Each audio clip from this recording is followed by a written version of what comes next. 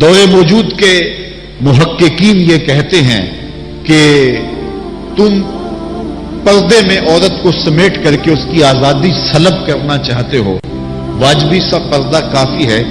لیکن چہرے کا، ہاتھوں کا اور دیگر جو ہے وہ کچھ اعضاء کا پردہ ضروری نہیں ہے، اور صرف عورت کا پردہ، مخصوص اعضاء کا پردہ شریعت نے دیا ہے۔ آپ کو مختلف چینل پر بیٹھے ہوئے ایسے لوگ نظر آئیں گے جو اس بات کی اس نازک دور میں تبلیغ کرتے ہیں جب عورت پہلے ہی بے پردہ ہو چکی ہے، عورت پردے میں لپٹتی چلی جا رہی ہے اور اس کی نہ آنکھیں نظر آ رہی ہیں نہ ہاتھ نظر آ رہے ہیں، اور اس کے لیے جو ہے وہ کوئی ایک راستہ بھی باقی نہیں بچا، تو پھر تو کوئی یہ تبلیغ کرے تو سمجھ آتا ہے کہ ہو سکتا ہے کسی جو ہے وہ تحقیق کے تحت یہ بات کر رہا ہو۔ جب عورت اپنے لباس سے بھی باہر ہوتی چلی جا رہی ہے تو اس وقت یہ تبلیغ کرنا کیا معنی رکھتی ہے سوائے کسی ایجنڈے کے تحت، اور اس کے پس منظر میں کچھ ہمیں دکھائی نہیں دیتا ہے۔ تو وہ کہتے ہیں کہ چہرے کا پردہ نہیں ہے، ہاتھوں کا پردہ نہیں ہے، پاؤں کا پردہ نہیں ہے۔ شاید وہ اس بات کو جو ہے وہ سمجھنے سے قاصر ہیں کہ یہ محارم کے لیے ہے۔ عورت کا مخصوص اعضاء کا پردہ تو اس کے باپ سے بھی ہے، اس کے بھائی سے بھی ہے، اس کے محارم سے بھی ہے، حتیٰ کہ بیٹے سے بھی ہے، لیکن یہ جو اعضاء ہیں ان کا پردہ بھی عورت کے اوپر لازم ہے،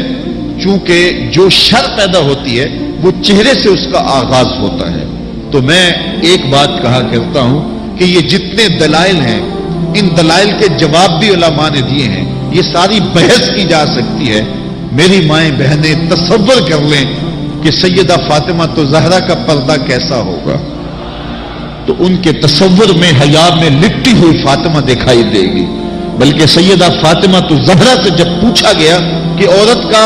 صحیح پردہ کیا ہے، انہوں نے کہا کہ عورت کا صحیح پردہ یہ ہے کہ وہ کسی مرد کو نہ دیکھے اور کوئی مرد اس کو نہ دیکھے۔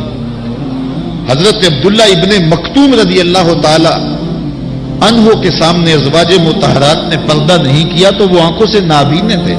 تو حضور نے اس پر انہیں تنبیہ کی کہ تم نے پردہ کیوں نہیں کیا؟ تو انہوں نے کہا حضور وہ تو نابینا ہے۔ تو فرمایا کہ تم نابینا تو نہیں ہو۔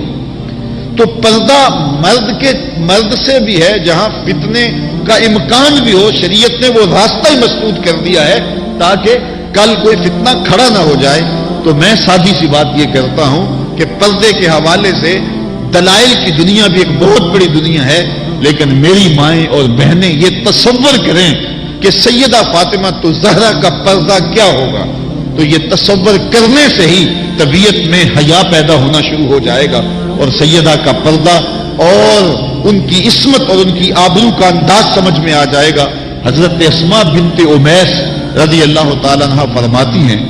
کہ میں سیدہ فاطمہ تو زہرا کے پاس بیٹھا کرتی تھی، اور انہیں سب سے زیادہ فکر اس بات کی تھی کہ زندگی میں تو عورت اپنے پردے کی حفاظت کر لیتی ہے،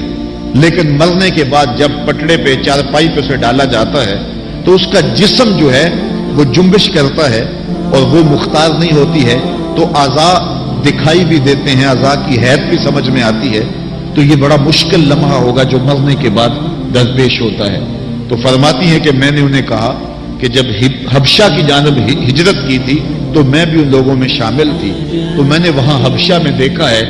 کہ چارپائی کے چاروں پایوں کے ساتھ شاخ باندھ دیتے ہیں اور پھر ان کو درمیان میں جوڑ دیتے ہیں اور اس کے اوپر کپڑا ڈال دیتے ہیں اور یہ ایک ڈولی بن جاتی ہے۔ تو کہتی ہیں جب میں یہ بات بتائی تو سیدہ بہت زیادہ خوش ہوئی، کہا یہ تو ایک بہت اچھا طریقہ سمجھ میں آ گیا جس سے مرنے کے بعد بھی عورت کے پردے کی اور اس کے جسم کی حفاظت ہو سکے گی، کسی کی نظر نہیں پڑے گی۔ تو یہ وہ سیدہ ہیں کہ جنہوں نے اپنے پردے کی حفاظت یوں کی کہ غیر مرد نے انہیں نہیں دیکھا، اور پھر مرنے کے بعد بھی ان کے لیے وہ ڈولی تیار کر لی گئی، رات کی تنہائیوں میں ان کا جنازہ پڑا گیا، اور یہ وہ پاک دامن خاتون ہے جن کا آنچل مہر و ماں نے بھی نہیں دیکھا ہے۔ اور جب قیامت کا دن ہوگا تو حضرت سیدہ فاطمہ تو زہرا 70,000 خواتین کے جلو میں نکلیں گی، تو آواز آئے گی یا اہل الجمع غضوا ابصارکم لأن فاطمہ بنت محمد حتی تمر، اے لوگوں نگاہیں نیچی کر لو، محمد عربی کی بیٹی کی سواری گزر رہی ہے۔